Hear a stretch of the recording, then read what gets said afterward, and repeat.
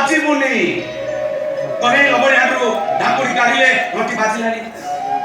ଗୋପାଳ ସାଙ୍ଗମାନଙ୍କୁ ଲବଣୀ ଖାଇବାକୁ ଦେଲେ ଘଣ୍ଟି ବାଜିଲାନି। କହେ ହାତରୁ ଲବଣୀ ହାତି ତଳେ ପଡି ଫାଟିଗଲା, ଘଣ୍ଟି ବାଜିଲାନି। କିନ୍ତୁ କହେ ଯେତେବେଳେ ଲବଣୀ ଖାଇଲେ ଘଣ୍ଟି ବାରମ୍ବାର ଏତେ ମନା କଲା ପରେ ବାରମ୍ବାର ବାଜିବାର କାରଣ ପଚାରିବାରୁ ଘଣ୍ଟି କଣ କହିଥିଲା ଜାଣିଛନ୍ତି ବାବୁ? ଠାକୁର ଭୋଗ ଖାଇଲା ବେଳେ ବାଜିବା ହଉଛି ଘଣ୍ଟିର ପ୍ରଥା। ଆପଣଙ୍କ ପରି ଠାକୁର ଭୋଗ ଖାଇଲା ବେଳେ ବାଜି ନଥାନ୍ତି କେମିତି? ମୁଁ ତ ଖାଲି ହିନ୍ଦୁ ଶାସ୍ତ୍ର କଥାଟାକୁ ମାନିଛି। ଶୁଣୁଛ ଶୁଣୁଛ ତ ବାବା, ଏଇଟା କଣ କହୁଛି ଶୁଣି ପାରୁଛ ତ ବାବା? ତମରି କଥାରେ ମୁଁ ଏଟାକୁ ବାହା ହେଇଗଲି। ବାବା ତମରି ପାଇଁ ମୋ ଭବିଷ୍ୟତଟା ଆଜି ଅନ୍ଧାର ହେଇଗଲେ। ଆଜି ସେ ସ୍ତ୍ରୀ ବୋଲି କହି ମତେ ସେ ଉପହାର ଦଉଛି।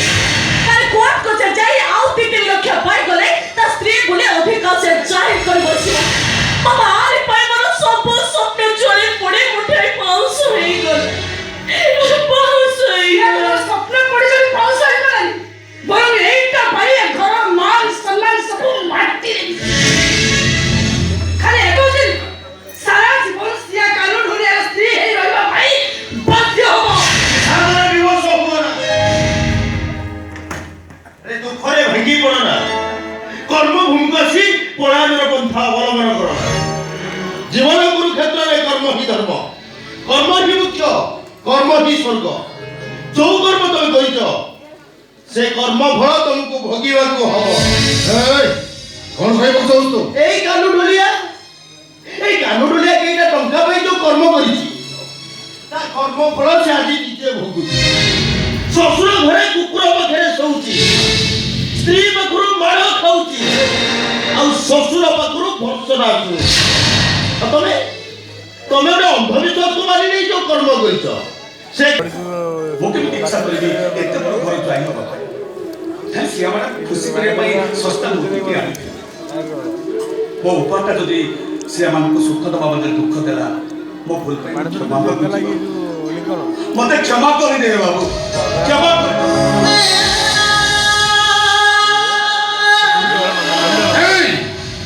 ମୋ ବଂଶ ଖାନଦାନକୁ ଗୋଇଠା ମାରି ଭୁଲ ମାଗୁଛୁ ତୁ।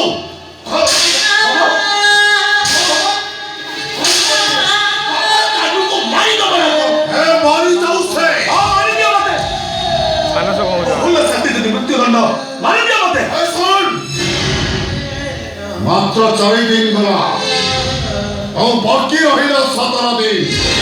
এই 17 ଦିନ ଏ ଘରେ ତ କୁକୁର ପରି ବନ୍ଧା ହୋଇ ରହିବ। କୁକୁର ପରି ଯାଅ ଦୌଡ଼ି ଆଣି ଏଇଟାକୁ କୁକୁର ପରି ବାନ୍ଧି ନେଇ ଯାଅ। ବାପା ନିଜ ଦୁଧ ଘରକୁ ନିଜ 21 ଦିନ ଭିତରେ ମତେ ଯେତେ ଦଣ୍ଡ ମିଳିବ ସବୁ କଥା ସରିବ।